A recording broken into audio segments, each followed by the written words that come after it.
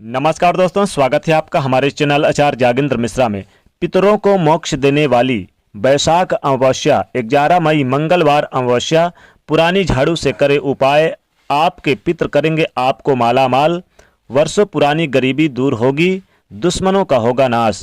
दोस्तों, बैसाख का महीना पूजा पाठ दान आदि कार्यों के लिए बहुत विशेष है, क्योंकि बैसाख मास की अमावस्या तिथि पूर्णिमा और एकादशी तिथि का सबसे ज़्यादा महत्व है। पूरे साल बैसाख मास की अमावस्या के दिन पितृदोषों से मुक्ति पाने के लिए, काल सर्प दोषों से मुक्ति पाने के लिए भी विशेष प्रयोग किए जाते हैं। इस दिन पवित्र नदियों में स्नान करना अत्यंत शुभ माना जाता है। हालांकि इस समय कुछ परेशानियां हैं, इसलिए आप अपने घर में ही नहाने के पानी में गंगा जल की कुछ बूंदें डालकर नहा लें। अगर गंगा जल ना हो तो तुलसी के पत्ते डालकर भी नहा लें। इससे आपको पवित्र सरोवर और नदियों का नहाने का पुण्य मिलेगा। इस दिन किया गया दान विशेष फलदायी होता है और पुण्यदायी होता है। इस दिन पूजन करने से पितृदेव जो होते हैं हमारे प्रसन्न होते हैं, उनका आशीर्वाद मिलता है और उनका आशीर्वाद पितृदेवों का बरसता है।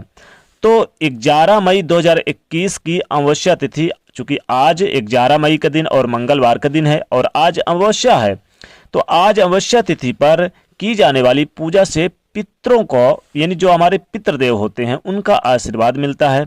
मान्यता है कि इस दिन पितरदेवों के निमित्त दान करने का विशेष फल आपको मिलता है। कैसे करेंगे पितृदेव की पूजा, कैसे आप उनको तर्पण करेंगे, कैसे उनको खुश करेंगे पितृदेवों को, ताकि आपको धन से माला माल कर दें। देखिए, अपने घर में ही नहा धोकर आप भगवान सूर्य को पहले 1 लोटा जल अर्पित करें। उसके बाद जल में 1 चुटकी काला तिल डालकर सूर्यदेव को ही अर्पित करें। पहले तो पितरदेवों के निमित्त, यानी उन तक वो पहुंच जाएगी। सूर्यदेव को जब आप काला तिल डाल के अर्पित करेंगे तो पितरदेवों तक पहुंच जाएगी। दूसरी बात, इस दिन काल सर्प दोष से मुक्ति पाने के लिए भी प्रयोग किए जाते हैं। अगर आपके कुंडली में किसी विद्वान ने कहा है कि काल सर्प दोष है, तो चांदी का या फिर तांबे का नाग नागिन का जोड़ा आपको सोमवार के दिन, यानी कि आप क्या करें, ये सोमवार को करना है। अगर आप कहीं ले भी सकते हैं, दुकान उकान में मिलता है या पहले से ही है तो कोई बात नहीं है, तो छोटा सा ले लें और किसी भी शिव मंदिर में अर्पित कर दें, फिर बहते हुए पानी में इसे डाल दें। इससे दोष शांत हो जाता है। पितृदेवों के निमित्त एक और खास प्रयोग करने का विधान है। चूंकि इस अमावस्या को सत्वान अमावस्या भी कहते हैं, इस दिन सत्तू खाने का और दान करने का भी विधान है। सत्तू दान करने से ही पितर देवों का आशीर्वाद प्राप्त होता है। इसलिए इस दिन पीपल के पेड़ के नीचे आप 1 लोटे जल में 1 चुटकी काला तिल और 2-4 बूंद दूध, सफेद पुष्प लेकर जाएं और पीपल के पेड़ के जड़ में अर्पित कर दें, तो पितृदोष शांत हो जाते हैं और माता लक्ष्मी जी की कृपा भी बरसती है। तो पीपल के पेड़ में उनकी पूजा करने से शनिदेव से भी मुक्ति मिलती है, उनके साढ़े साथी से भी मुक्ति मिलती है। अमावस्या तिथि के दिन वातावरण में नकारात्मक ऊर्जाएं बढ़ जाती है और जिसके कारण जीवन में परेशानियां भी आती है। इनसे बचने के लिए आपको हनुमान जी का, यानी कि हनुमान चालीसा का जाप करते रहना चाहिए, या फिर आप चाहें तो ओम नमो भगवते वासुदेवाय का भी जाप कर सकते हैं। इस बार की अमावस्या मंगलवार के दिन है, तो इस दिन का महत्व और भी ज़्यादा बढ़ रहा है। इस दिन आप सभी ग्रहों की पीड़ाओं से मुक्ति पाने के लिए हनुमान जी को मनाने के लिए भी प्रयोग करेंगे। तो चलिए जानते हैं झाड़ू का प्रयोग, जो आपके जीवन से पितृदोष को मुक्त करेगा और लक्ष्मी माता प्रसन्न रहेंगी और माता लक्ष्मी जी आपके घर की वर्षों पुरानी गरीबी को भी दूर करेंगी। देखिए, झाड़ू से हम सभी अपने घर आंगन में यानी कि रखते हैं और साफ सफाई करते हैं, लगाते भी हैं, मंदिर में लगाते हैं, या फिर ऐसे भी कह सकते हैं कि गंदगी को साफ करने का कार्य होता है झाड़ू से, तो वह झाड़ू से होता है। और धन धान की देवी माँ लक्ष्मी जी का प्रतीक भी झाड़ू कहा जाता है। तो ऐसे में मंगलवारी अमावस्या के दिन, चूंकि इस बार की अमावस्या पितृदोष से मुक्ति पाने के लिए अमावस्या है, इसलिए किसी पुराने मंदिर, शनिदेव के मंदिर, या फिर आप या मंदिर नहीं है तो ये आप यानी कि पीपल के पेड़ के नीचे भी कर सकते हैं। तो पीपल के पेड़ के नीचे मंगलवारी अमावस्या के दिन आप शनिदेव के मंत्रों का जाप करें, ओम सम शनिश्चराय नमः।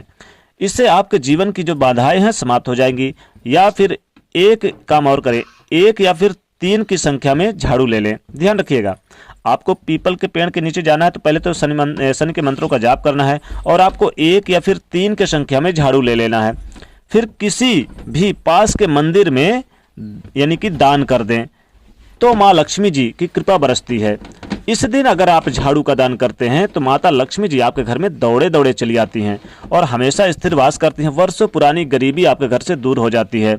झाड़ू से साफ सफाई करें और फिर क्या करें, वहीं पर आप छोड़कर आ जाए। देखिए, ये जो झाड़ू लेकर जाएंगे आप 1 या 3 की मात्रा में जो भी लेकर जाएंगे आप मंदिर में, तो वहाँ पहले साफ सफाई करें और उसके बाद उसको छोड़कर वहीं पर आ जाएं।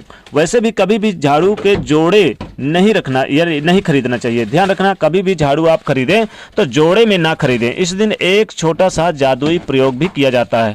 क्या करेंगे? साधारण सा प्रयोग।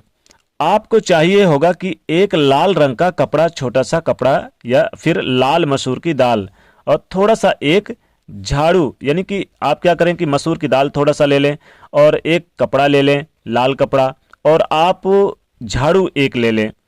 केले का पत्ता इसमें चाहिए। अब केले के पत्ते पर लाल रंग के कपड़े से मसूर की दाल को रख दें और हल्का सा उसे लपेट लें। अब ले जाकर किसी भी पास के मंदिर में रख दें। ये करते हुए कोई भी आपको देखे नहीं, टोके नहीं। ध्यान रखिए, इस बात का ध्यान रखिएगा। आपके कुंडली के समस्त ग्रह पीड़ाएं, दोष समाप्त हो जाएंगे, सुख समृद्धि बढ़ेगी। तो ये छोटा सा झाड़ू का उपाय करेंगे तो इससे माता लक्ष्मी जी आपको धन से मालामाल करेंगी और पितृदेवों के निमित्त भी शांति मिलेगी।